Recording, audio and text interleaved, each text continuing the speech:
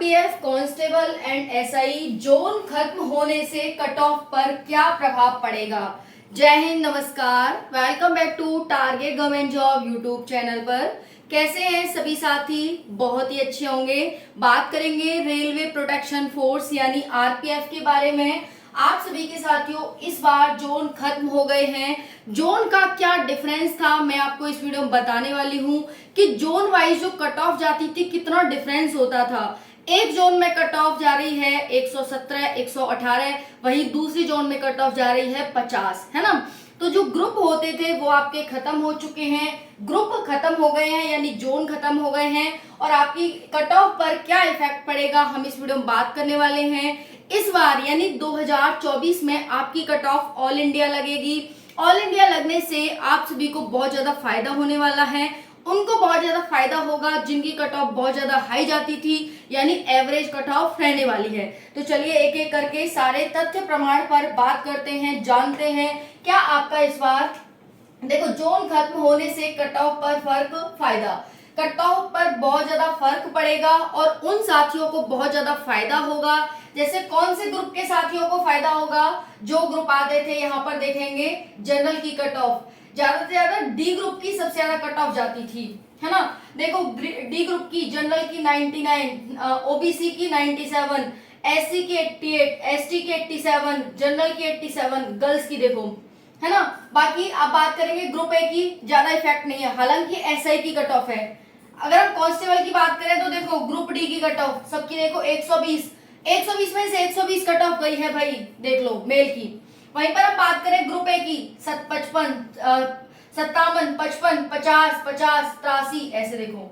Group B की देख लो, group C की देख लो, लेकिन ग्रुप डी में आएंगे तो सबकी ऊपर वाले से और नीचे वाले से सबसे ज्यादा है। तो ग्रुप डी की कट ऑफ है बहुत ज्यादा हाई जाती थी। अब तक हमारे जोन थे, लेकिन हमारे जोन इस बार खत्म हो गए हैं, तो हमें फायदा मिलने वाला है और उन साथियों को मिलेगा जिनकी कट ऑफ बहुत ज्यादा हाई जाती थी, यानी जो जोन डी में आते थे, ग्रुप डी में आते थे, उनको बहुत ज्यादा फायदा इस बार होने वाला है। कंपटीशन इस बार ज्यादा रहेगा। हालांकि साथियों, कंपटीशन दिन रोज बढ़ रहा है। इसका कारण आप साफ जानते हैं कि पढ़ने के, स्टडी के सोर्स बहुत ज्यादा हैं।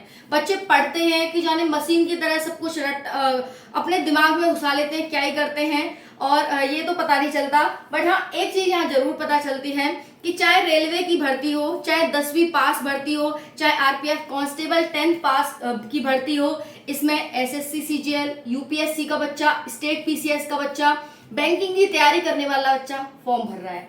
तो कंपटीशन यहाँ ज्यादा हो रहा है, बच्चे ही कंपटीशन बढ़ा रहे हैं, कोई एग्जामिनर कंपटीशन नहीं बढ़ा रहा है, ठीक है ना। तो यहाँ पर कंपटीशन इस बार ज्यादा रहेगा। भले ही फॉर्म कम भरे गए हैं, जितनी अपेक्षा थी कि 30 लाख फॉर्म भरे जाएंगे, 35 लाख भरे जाएंगे, और लास्ट टाइम 9000 प्लस वैकेंसी थी, इस बार 4660 है।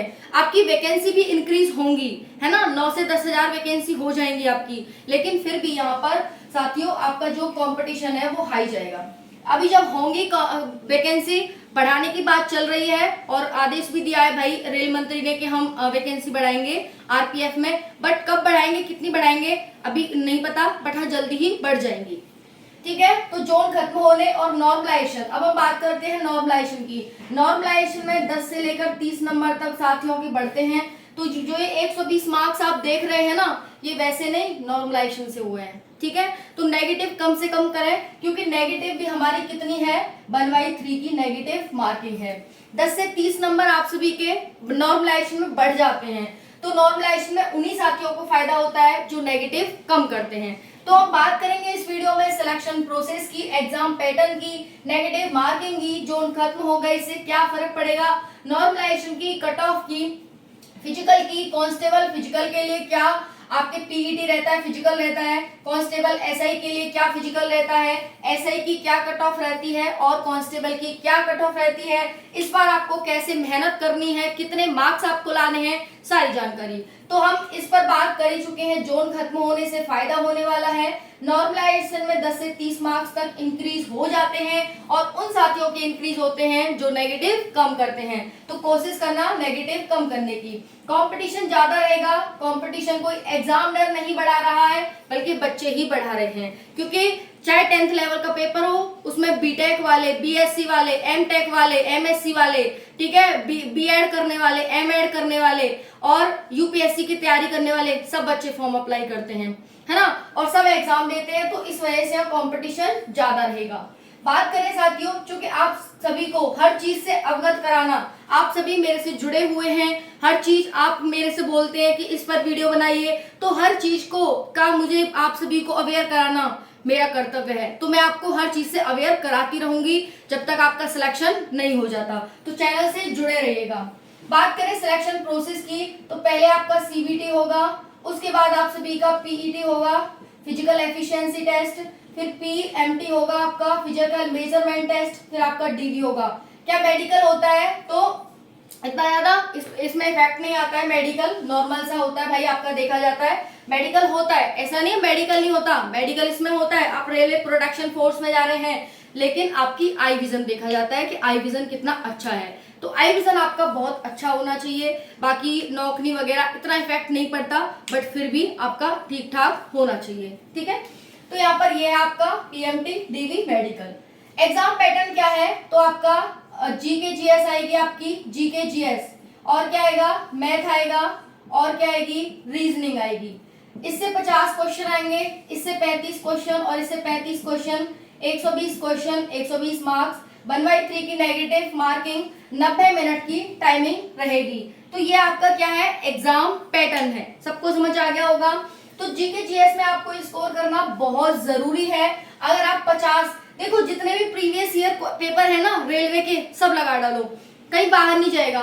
वन डे एग्जाम है, मेंस आपका तो होना नहीं है कि भाई मेंस भी होगा, एक एग्जाम निकालना है, 90 मिनट की टाइमिंग है, 120 क्वेश्चंस आएंगे, इजीली निकाल लेंगे। GK GS previous year paper लगा डालो, उससे ही हो जाएगा आपका, है ना, ज्यादा नहीं पढ़ सकते तो इसमें कम से कम आप 30 तो लाएंगे, 30 भी लाएंगे वो भी बहुत बड़ी बात है ना, ज्यादा नहीं तो 30 लाएंगे वो भी बहुत बड़ी बात है।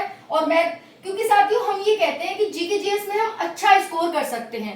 हमारे पास एग्जाम में किसकी कमी होती है, टाइम की। अगर हमारे पास, ऐसा नहीं है हम इस एग्जाम को कर नहीं सकते, इसकी धज्जियां उड़ा सकते हैं, इसको अच्छे से कर सकते हैं, लेकिन टाइम की कमी रहती है, क्योंकि टाइम लिमिटेड होता है। तो उस टाइम में हमें मैथ और रीजनिंग पे नहीं, बल्कि हमें जीएस पर खर्च करना है, क्योंकि जीएस ऐसी है, क्वेश्चन देखते ही टिक, नहीं आ रहा तो नहीं आ रहा, टाइम वेस्ट नहीं करना हमें। तो जीएस में अगर हम 30 से 40 क्वेश्चन कर लेते हैं ना, तो हमारा एक तरह से सेफ स्कोर रह जाता है, हो जाता है। 30 से 40 क्वेश्चन कितना, 3 सेकंड, 4 सेकंड में, 5 सेकंड मान लो, चलो 20 सेकंड मान लो एक क्वेश्चन में, 20 सेकंड। अब आप 40 क्वेश्चन आप कर रहे हैं, यानी 50 क्वेश्चन आपको घुमाने हैं, तो 20 पंजे 100, यानी बहुत कम टाइम में 3 से 4, यानी अगर आप खींच के माने तो 10 मिनट आप लगा ले जीएस में। जीएस में आप 10 मिनट भी लगा ले तब भी इनफ है, लेकिन आप 10 मिनट में मैथ और रीजनिंग में कुछ नहीं हो रहा, है ना, समझ रहे हो ना। तो 90 मिनट, 80 मिनट आप इनको दो, 10 मिनट सिर्फ जीके जीएस को दो, 30 से 40 मार्क्स। लेकिन इनमें आप 30 मिनट भी आपके लिए कम पड़ेंगी, कि आपके लिए 80 मिनट पड़ रही है तो 40-40 मिनट भी कम पड़ जाएंगी। तो इसीलिए कहते हैं कि जीएस में स्कोर करो, और जीएस में स्कोर करना बहुत ईजी है अगर आप प्रीवियस ईयर पेपर्स लगा लेते हो तो, ठीक है ना।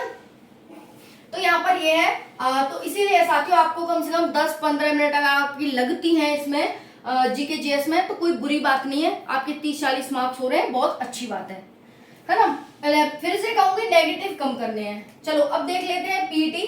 तो 1600 मीटर की रनिंग है, ये पहले आप कांस्टेबल के लिए देख रहे हैं, ठीक है, कांस्टेबल मेल, कांस्टेबल फीमेल के लिए 1600 मीटर की रनिंग है मेल के लिए, 800 मीटर की रनिंग है फीमेल के लिए, लॉन्ग जंप हाई जंप दोनों के लिए है। तो देखिए यहाँ पर कांस्टेबल मेल के लिए 1600 मीटर की रनिंग है, कांस्टेबल में 5 मिनट 45 सेकेंड, फीमेल के लिए 3 minute 40 second, long jump 14 foot male के लिए, 3 फीट फीमेल के लिए, हाई जंप 4 फीट मेल के लिए, 3 फीट फीमेल के लिए, 14 फीट, 9 फीट, 4 फीट, 3 फीट। समझ आ गई होगी। अगर हम बात करें यहाँ पर फिजिकल एसआई के लिए, तो देखिए एसआई मेल और female 1600 metre, 800 metre, long jump high jump same ही है वहां पर, लेकिन यहाँ पर थोड़ा टाइम इंक्रीज हो गया है। 6 मिनट 30 सेकंड में 1600 मीटर रनिंग आपको क्रॉस करनी है मेल को, और 4 मिनट में फीमेल को। बात करें लॉन्ग जंप की, तो 12 फीट है मेल के लिए, 9 फीट है फीमेल के लिए, 3 फीट 9 इंच मेल के लिए, और 3 फीट फीमेल के लिए हाई जंप है। बात करें हाइट की, तो 165 सेंटीमीटर जनरल ओबीसी मेल के लिए, जनरल ओबीसी ये मेल की है, ठीक है ना, मेल की हाइट। क्योंकि हाइट को लेकर काफी साथियों को दिक्कत रहती है। तो इतनी आपकी हाइट होनी चाहिए, 165 सेंटीमीटर जनरल और ओबीसी। एससी एसटी की हाइट ये है और गोरखा पहाड़ी क्षेत्र वालों की हाइट ये है मेल की। फीमेल की हाइट ये है general OBC, SC ST female और गोरखा पहाड़ी क्षेत्र वाली फीमेल, ये हाइट है आपकी। ठीक है, पीछे सबके पीछे सेंटीमीटर लगा हुआ है तो वो आप लगा सकते हैं। ठीक है जी, अब हम बात करते हैं यहाँ पर आपके चेस्ट की। तो चेस्ट भी देख लेंगे। यहाँ पर चेस्ट क्या है, 80 से 85 सेंटीमीटर जनरल ओबीसी चेस्ट है। वहीं पर 76.2 से 81.2 सेंटीमीटर एससी एसटी है। ये हो गए जनरल ओबीसी मेल, ये हो गए एससी एसटी मेल। वहीं पर जो हमारे गोरखा हैं वो 80 से 85 सेंटीमीटर हो जाता है। तो आप सभी की ये क्या है, हाइट चेस्ट है। ठीक है जी, अब हम बात करते हैं साथियों यहाँ पर आपकी कट ऑफ की। एसआई के लिए मेल और फीमेल की कट ऑफ यहाँ पर देखने वाले हैं। देखिए, A group, B group, C group, D group, E group, इसमें यहाँ तक ई तक की वैकेंसी थी एसआई में और कांस्टेबल में एफ तक वैकेंसी है। तो कट ऑफ है ये 2018 की। मेल की general OBC SC ST, general A group में 94, 95, 88, 85, 100। देखो जनरल की 100 गई है 120 में से। इस बार कितनी लानी वो भी बताऊंगी। OBC 97, SC 90, ST 85, C group की 94, ओबीसी 92, एससी 84, एसटी 81, जनरल की डी ग्रुप में 99 और ई ग्रुप में 74, ओबीसी की डी ग्रुप में 97, 77, 88, 69, 87, 62। ठीक है, अगर हम फीमेल की बात करें तो सबसे ज्यादा डी ग्रुप की है। देख लो, देखना है तो सबसे ज्यादा डी ग्रुप की है। ठीक है ना। तो यहाँ पर क्या है, देखो जनरल की ए ग्रुप में फीमेल की 79, 87, 79, 87, 42, 77, 81, 75, 84, 46। ऐसे आप देख सकते हैं। ये है किसकी है, एसआई की, एसआई कट ऑफ 2018 की। बात करें यहाँ पर RPF constable 2018 cut of male female, कल भी बना दिया था मैं, सोचा आज मैं आप सभी को एक साथ बता दूं, क्योंकि एक ही साथी ने एसआई का भी फॉर्म भरा है और कांस्टेबल का भी, तो वो दोनों की एक साथ देख पाए। तो देखो यहाँ पर ना फीमेल की है पहले आपकी, फिर मेल की है। तो यहाँ पर देखेंगे A B C D E F group होते थे, 6 ग्रुप होते थे, अब खत्म हो गए हैं। तो यहाँ पर ए ग्रुप की 57, 61, 53, इसमें पॉइंट भी था लेकिन मैंने पॉइंट सब में से हटा दिया है, जैसे 80, 0.75, 0.20 ऐसे करके, तो मैंने हटा दिया है। यहाँ पर 57, 61, 53 जनरल की। ओबीसी की कट ऑफ जनरल से भी हाई गई थी। यहाँ पर भी देखेंगे, देखो 94 से 95, यहाँ पर थोड़ा सा डिफरेंस दिख रहा है मेल में, है ना, बाकी थोड़ा सा देखो यहाँ 74 से 77। और यहाँ पर देखेंगे कांस्टेबल में, तो यहाँ पर देखो कांस्टेबल में 74, 71, 58, मेल की देखो 117, 120। तो कितना डिफरेंस है, ओबीसी मेल की कट ऑफ जनरल से भी ज्यादा गई है।